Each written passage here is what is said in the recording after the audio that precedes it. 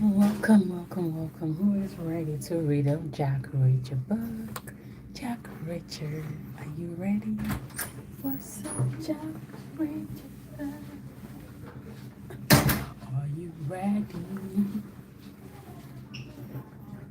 Please don't tell me I forgot my book because I would be super upset.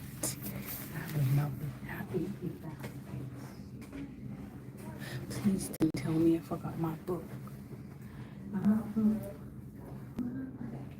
Something fell out of my pocket. What was that? Do you know what that is? Do you know what that is? If you know what that is, comment. Make sure you subscribe. Subscribe. Hit that notification button. If you want to see this girl eating watermelon and lose some weight, hit that notification button. If you want to see me, if you want to listen to this book, you know what? I think I'm just going to go ahead and take a picture of this book and put it on so that way you guys know what the picture is about. So I'm going to pause.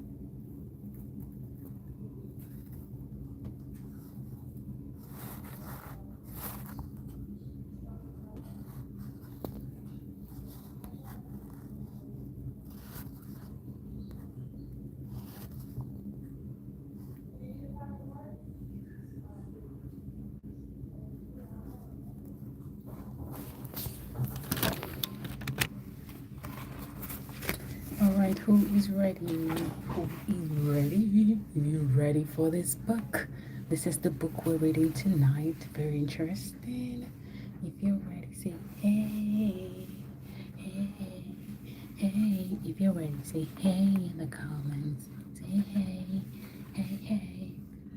Well, I can only start reading if I have 10 people like this video or like this stream. If 10 people don't like this stream, then I'm not reading this book. I'll just read it to myself. You have to like this stream. If you're watching this live stream, make sure you like it. Hit the like button, like double tap on your screen, and that's how you like this stream. Okay? Double tap, double tap, double tap. At first it was me, now it's them.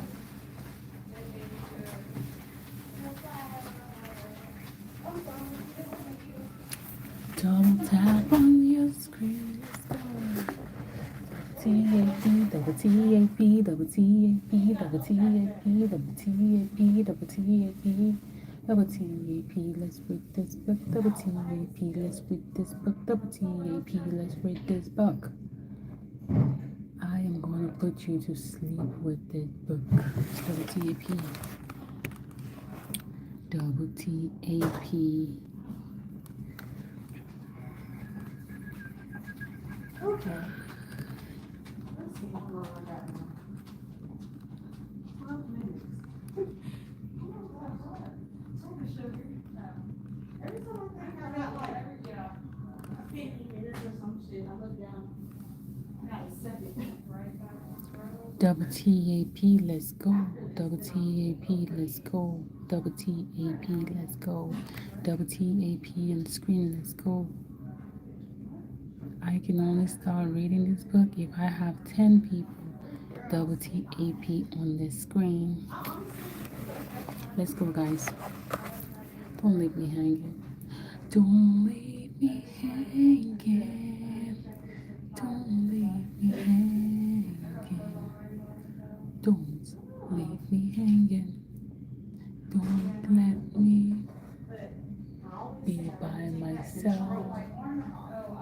Don't leave me hanging. Don't leave me hanging. If you weren't here, don't leave me hanging. Don't leave me hanging. Don't leave me hanging. Did you guys see that glitch? It's a glitch. Alright, let's go, guys. We are on chapter 2.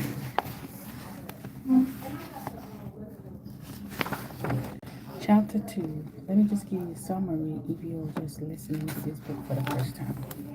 So the summary now is Jack Reacher went all the way to Miami to board the flight to New York so he can find out who hired the detective, the private detective, to come to the Key West to find out about him. Because he could not reveal himself to the detective, and the detective was killed afterwards, so he felt like he caused the death of the detective. So let's go, guys. Let's go. All right.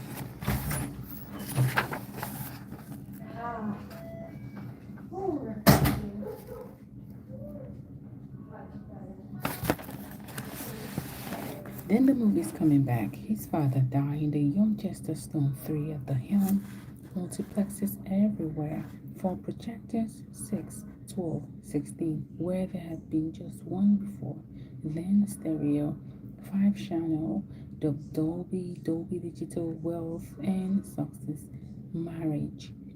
The move to the mansion, the cars, then video, 8mm home, movies, better than the deadliest than the deadest thing that ever died. Then competition, cultural bidding from new outfits in Germany and Japan and Korea and Taiwan. Yes. Okay.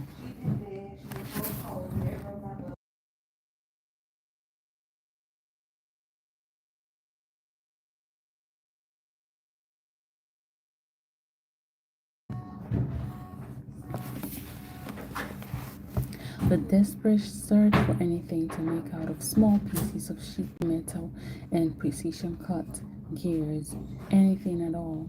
The ghastly realization that mechanical things were yesterday's things.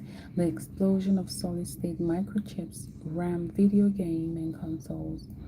Huge profits being made from things he had no idea how to manufacture. Big deficits piling up inside the silent software on his desktop machine. His wife stared at his side. She blinked open her eyes and turned her head left and right, first to check the clock and then to look at her husband.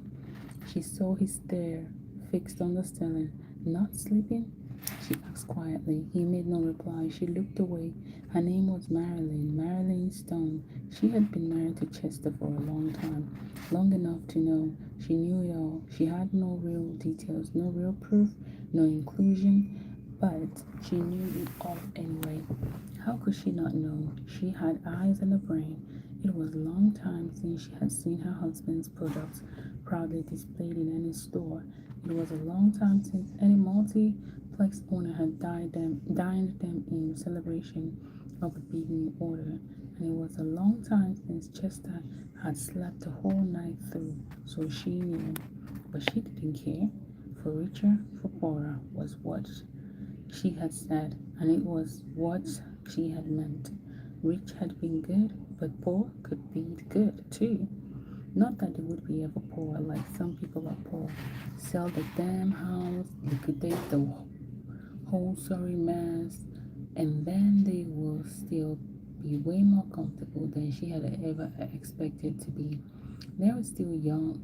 They were still young. Well, not young, but not old either. Healthy, they had interest, they had each other. Chester was worth having. gray but still trim and firm and vigorous. She loved him, he loved her, and she was still worth having. She knew that. 40 something, but 29 in her head. Still slim, still blonde, still exciting, adventurous, still worth having in any old sense of the phrase. It was all going to be okay. Marilyn Stone breathed deeply and rolled over, pressed herself onto the mattress, fell back to sleep. 5:30 in the morning while her husband lay beside her and stared at the ceiling. Richard stood inside the departure terminal, breathing the cold air, his tan turning yellow in the fluorescence, listening to a dozen conversations in Spanish, checking a television monitor.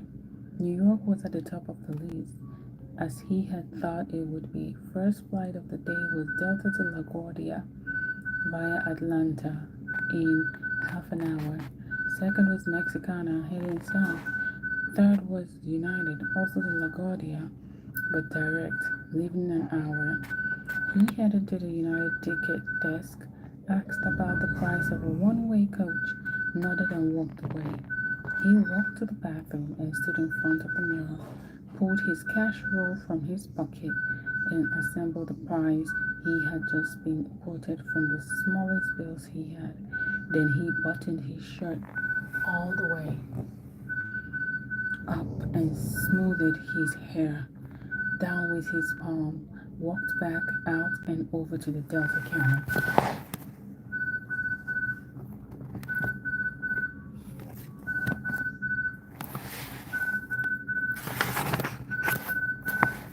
The ticket price was the same as United's.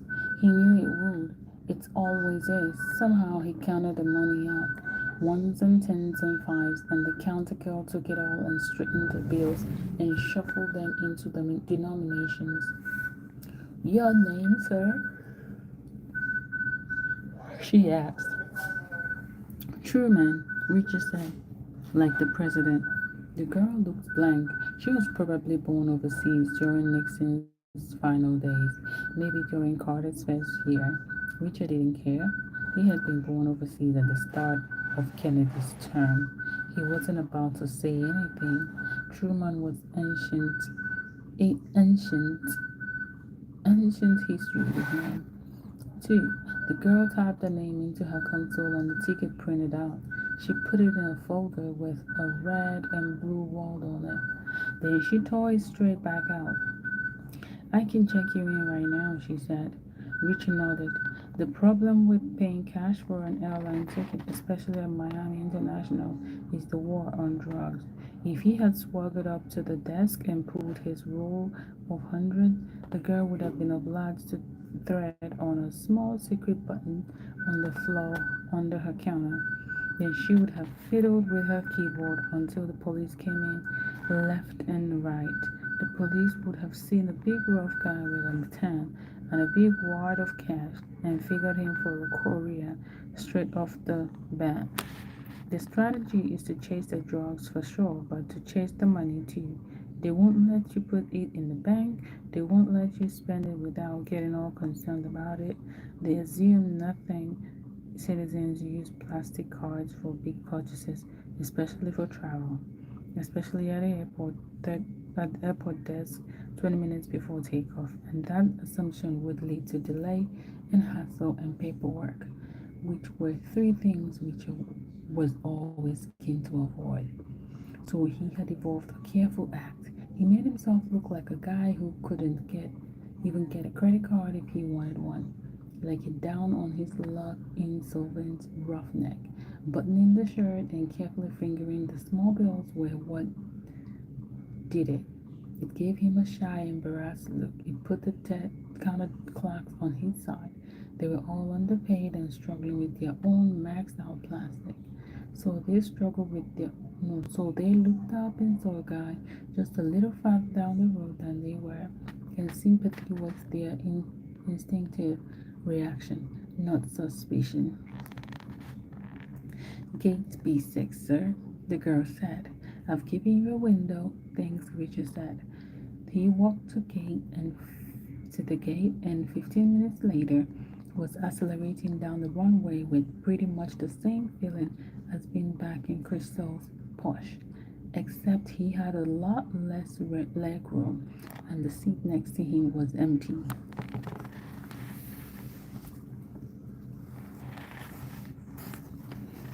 Chester Stone gave it up at 6 o'clock. He shut off the alarm, and a half hour before it was due to sound and slid out of bed, quietly, so as not to wake Marilyn. He took his robe from the cook and padded out of the bedroom and downstairs to the kitchen. His stomach was too acid to contemplate breakfast, so he made do with coffee and headed for the shower in the guest suite, where it didn't matter if he made noise. He wanted to let Marilyn sleep, and he didn't want her to know that he couldn't. Every night she woke and made some comments about him lying there, but she never followed up on it, so he figured she didn't remember it by the morning, or else she put it down to some kind of dream. He was pretty sure she didn't know anything, and he was happy to keep it that way, because it was bad enough dealing with the problem without worrying about come on, get yourself together. Without worrying about them as well. Okay, that was a mouthful, guys. If you're listening, please put something in the chat. Okay, come on, guys, support me. Support me. Support me.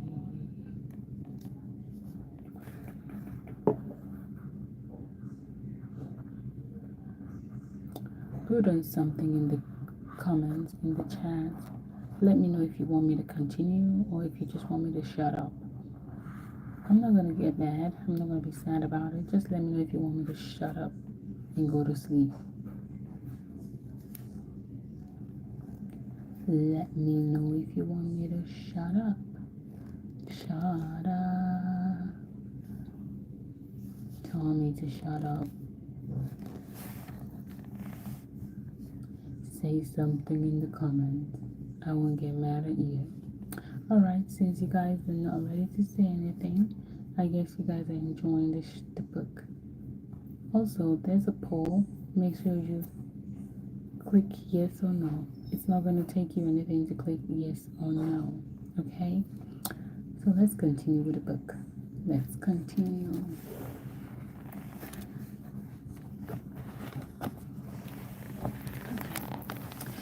He shaved and spent his shower time thinking about what to wear and how to act.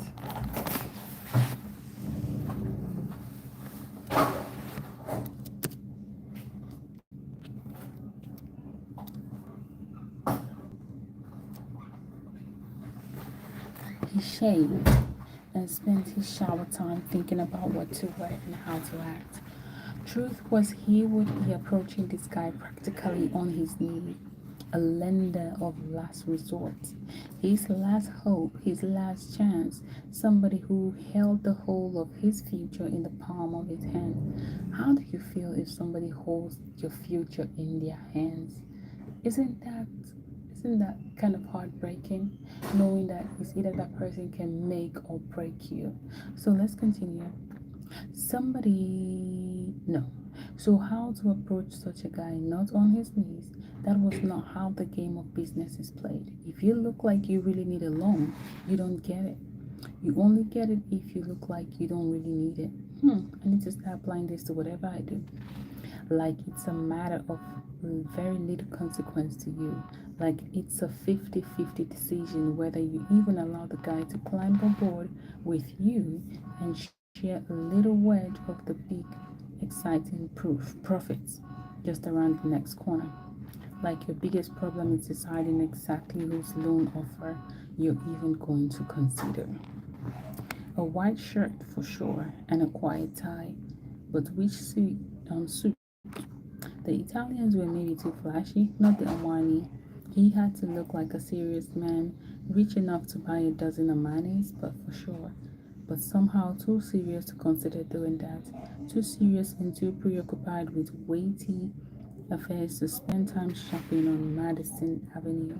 He decided heritage was the future to promote an unbroken three-generation heritage of business success, maybe reflected in a dynastic approach to dressing, like his grandfather had taken his father to his tailor and introduced him. Then his father had taken him in turn. Then he thought about his Brooks Brothers suits. Old but nice, a quiet check, vented, slightly warm for June. Would Brooks' brother be a clever double bluff? Like saying, I'm so rich and successful, it really doesn't matter to me what I wear. Or would he look like a loser? He pulled it off the rack and held it against his body. Classic, but dowdy. He looked like a loser. He put it back. Try the grey Savile row from London. Perfect. It made him look like a gentleman of substance, wise, tasteful, and infinitely trustworthy. He selected a tie with just a hint of pattern and a pair of solid black shoes. Put it all on and twisted left and right in front of the mirror. Couldn't be better. Looking like that, he might almost trust himself. He finished his coffee, dabbed his lips, and slipped through to the garage, fired up the Benz, and was on an uncongested Merritt Parkway by 6:45. We just spent 50 minutes on the ground in Atlanta, then took off again and swung east and not towards. We just spent 50 minutes on the ground in Atlanta, then took off again and swung east and north toward New York. The sun was up out over the Atlantic and was coming in through the right-hand windows with the freezing. Hey, chicken. With the freezing brightness of high altitude dawn. He was drinking coffee. The stewardess had offered him water, but he'd taken the coffee instead. It was thick and strong, and he was drinking it black. He was using it to fill his brain, trying to figure who the hell Mrs. Jacob could be, and why she had paid Costello to scour the country for him. They stacked up over LaGuardia. Richard loved that. No lazy circles over Manhattan in the bright morning sun, like a million movies without a soundtrack. The plane rocking and tilting, the tall buildings sliding by.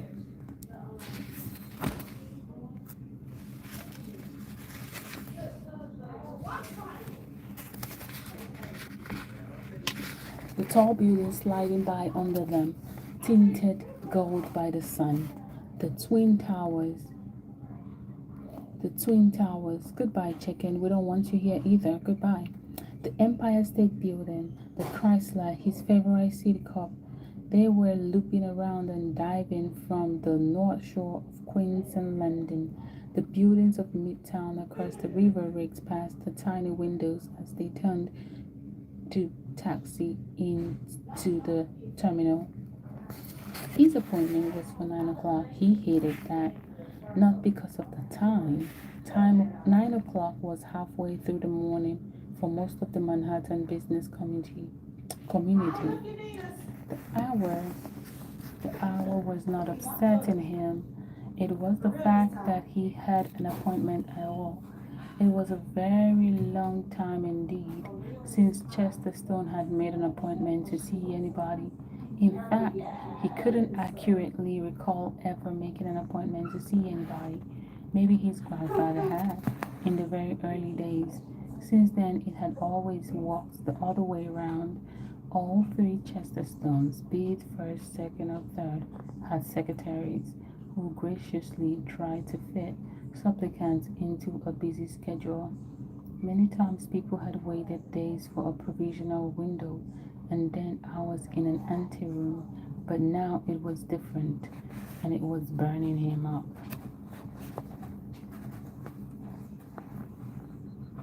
He was early because he was anxious. He had spent 40 minutes in his office reviewing his options. He had none. Whichever way he cut it, he was $1.1 million and 6 weeks short of success. That was choking him too, because it wasn't a spectacular crash and burn, not a total disaster. It was a measured and realistic response to a market that was almost all the way there, but not quite. Like a heroic drive off the tree that lands an inch short of the green.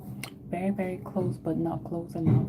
9 o'clock in the morning, the World Trade Center on its own in the sixth largest city in New York State, bigger than Albany. Only 16 acres of land, but a daytime population of 130,000 people. Chester Stone felt like most of them were swirling around him as he stood in the plaza. His grandfather would have been standing in the Hudson River. Chester himself had watched from his own office window as the landfill inched out into the water and giant towers had risen from the dry river.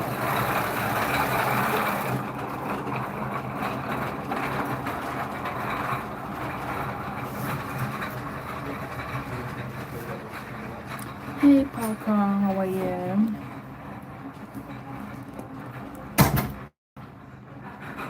It's good to have you back. How are you doing? How was your day? Hope you had a good day.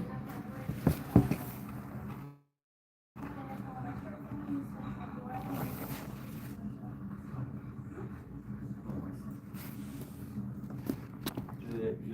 Yeah, I'm good. Thank you. Yeah, freaking Bedford tried to put. They had. Literally, all of a sudden, I get a text. Hey, this patient's coming to 209. I was like, okay. What? I was like, looking at the shit. And I was like, it's DK and all that stuff. I was like, no. I was like, Juliet already has 2 right now. Well, I just moved him to 216 and stuff. Oh, okay. So if you're the only other open room now over on this side. Okay. But I just figured I was like, that's here. I only have 1 patient for right now. So. Okay. That works. So nothing right now though. Better for me. You doing okay? All right. Yeah. Thank you.